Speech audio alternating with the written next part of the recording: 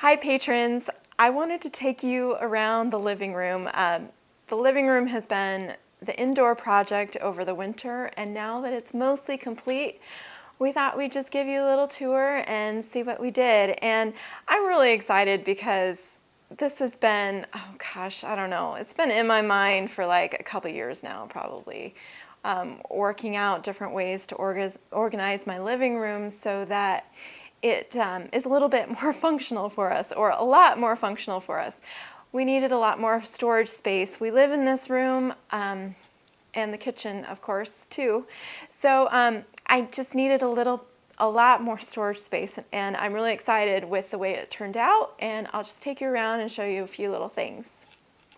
This is the front door to our house. You come right in and you walk right into the living room. It's a smallish house, less than 1,000 square feet.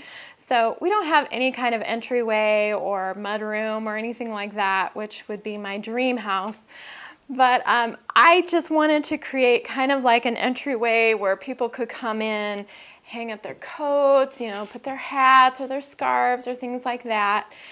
So it actually feels more like an entryway now, and people aren't kind of like shoving in the door. There's been times when we've had company where I have to say, come in, because I feel like, well, we had the couch, a big couch, like right here.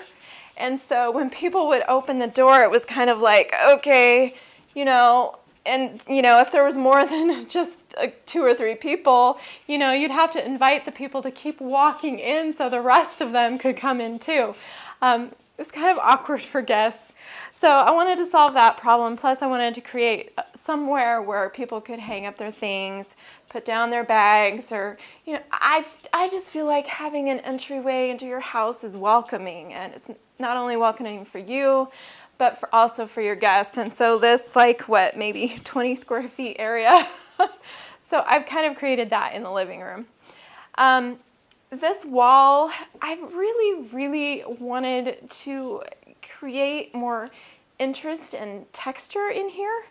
I'm using a lot of interior design words because I studied interior design for a few years, and I was working toward my degree before Zach asked me to marry him.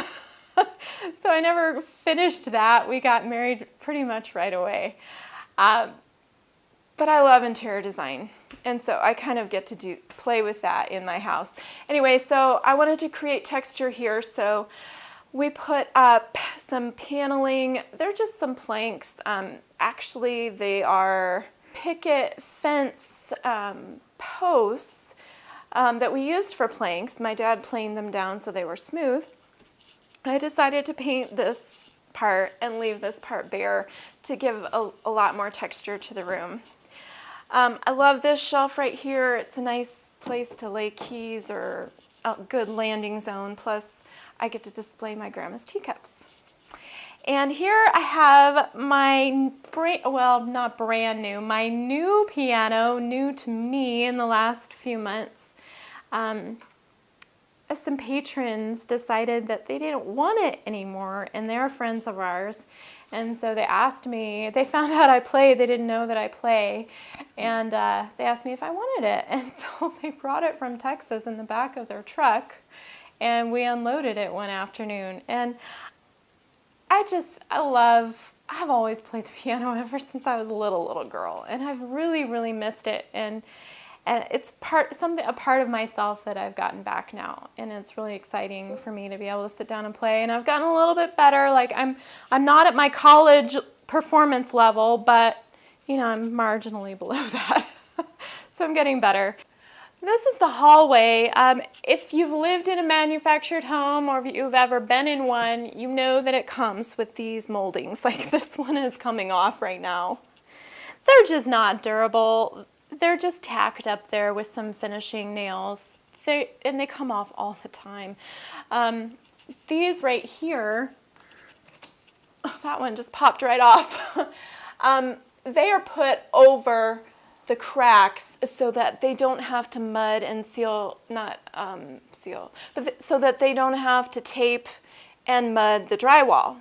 Manufactured homes are put together in the factory. All the materials are brought into the factory, and a lot of the finishing is of a regular house is not done. So like you would say, like the mudding of the drywall and the painting, the caulking, you know, so that everything is like completely smooth surface. All that is not, it's not part of a manufactured home. A manufactured home is just panels, drywall panels that are made at the factory, already covered in the finishing cover. So this is wallpaper, and then brought to the factory and put into your home. There's no painting or anything like that involved. So I'm grateful for our manufactured home. I was grateful they pulled it up the hill and set it in place and we could move in a couple days later. That was awesome. But I've always hated, I call these the strippy things. Whoops, there goes a nail. So I call these the strippy things, and I've always been in my head trying to figure out how to get rid of them.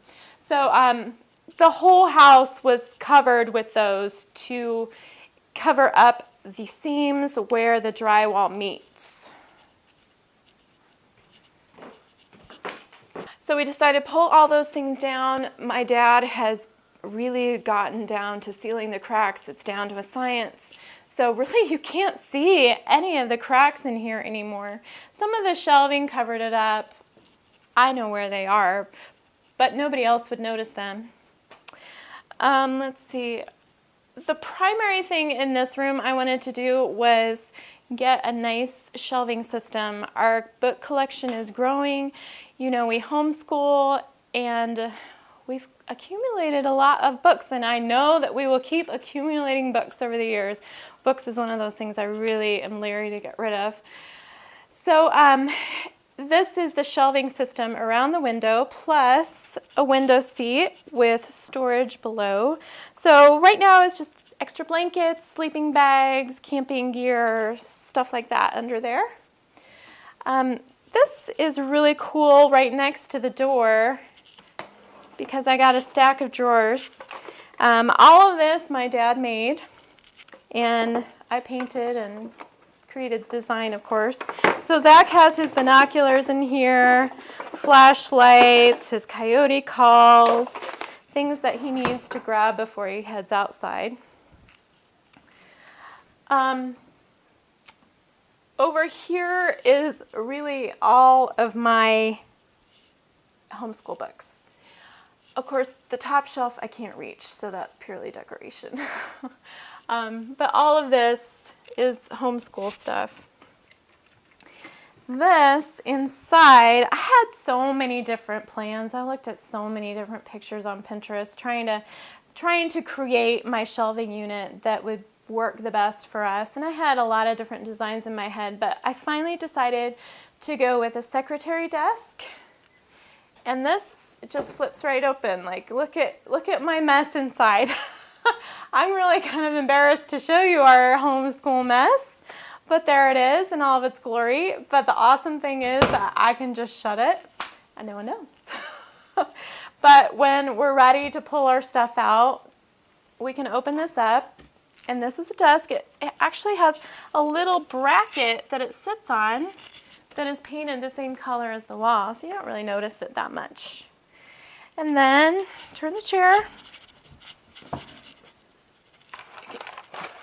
Computer's right here. We have the plug right below, and we can sit and work on the computer. All of our outlets are powered by solar now. And we don't use that much solar really in the house, except for our computers and office equipment. And that's the majority of our power drain for in the house. The curtains are a little bit different than other curtains. I really wanted shelving around the windows. Like I said, I needed more shelving. But in order to do that, I had to put my curtain rod through the brackets, which I love. I think it looks really cool. This is just a pipe, just like a pipe you would get at a hardware store. And the curtains I made from sheets that I bought at Walmart. They're just, to complete this, I got 2 twin flat sheets to do 4 panels. And I cut the bottoms off and hemmed it. this hem was already on the sheet. I didn't have to do anything with that.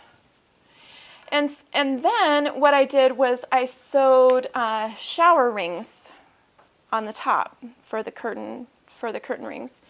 And the reason I couldn't use other curtain rings is because I would have to be able to take this rod in and out in order to get the curtain off. Whereas with these shower rings, they open up and they can come right off the rod. So that way, when I'm ready to wash my curtains, I can just open up the rings and pull my curtains down without having to move my rod. So it was funny the other day, I was looking around my house and I realized pretty much the majority of the furniture in here my dad built for me, and this couch he built also. The cushions for the window seat and the couch actually came from a foam bed that we had used when we were living in the travel trailer when we first moved off-grid. And so we didn't have a place for the full bed, so we just decided we'll cut them in half and we'll use one for the window seat and the other for the couch. They will eventually be upholstered. I'm waiting a little bit on that because I really don't know how I want to get it done and what kind of fabric and all that kind of stuff. So I'm waiting to do that. Right now they're just covered with sheets, and then these are just regular bed pillows that I have. And I went with this design because it's a small living room, and some people may think, oh, well, why would she give up her upholstered couch for a wooden one? That really kind of is strange.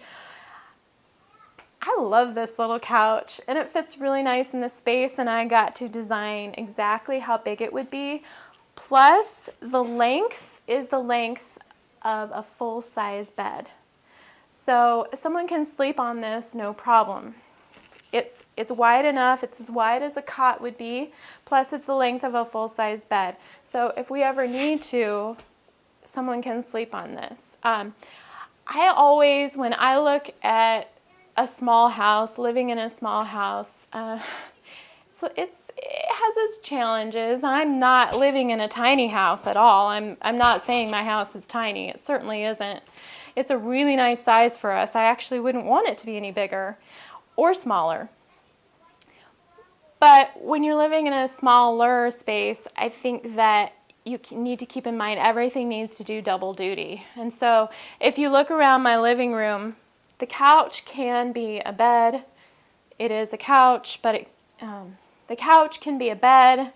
My window seat right here can be another bed. It is also storage plus additional seating. The bookshelf around is awesome storage, but I think it creates a really nice focal point.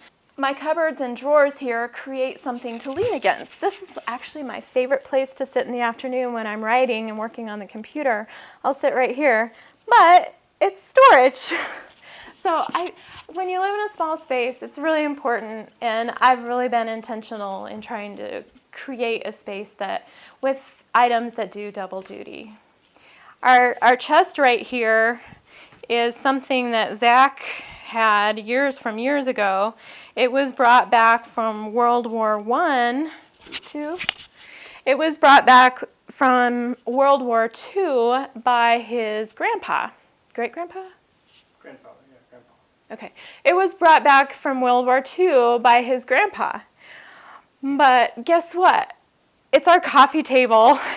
And we sit and write on this, put our feet up, watch movies. We'll prop our laptop up on here.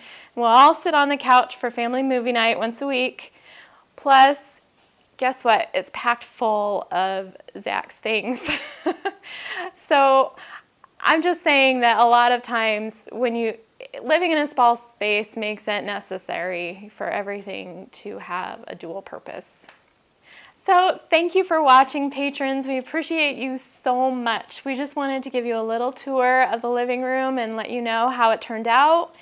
Thank you so much for everything you do. Our videos would not be possible without you, and we appreciate you so much. See you next time on The Homestead.